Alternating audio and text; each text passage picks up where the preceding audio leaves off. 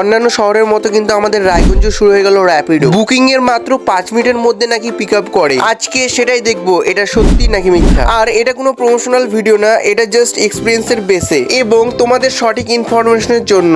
তো গাইস, আমি চলে এসেছি টিউশনে। দেখতে পাচ্ছি টিউশন শর্ট করে বেরোচ্ছে। তো টিউশন করে বেরোলো। তো আমি ফার্স্টে ট্রাই করবো রায়গঞ্জের র্যাপিডো। দেখা যাক যে বুক করা হচ্ছে। বুক বাইক কনফার্ম পিক আপ।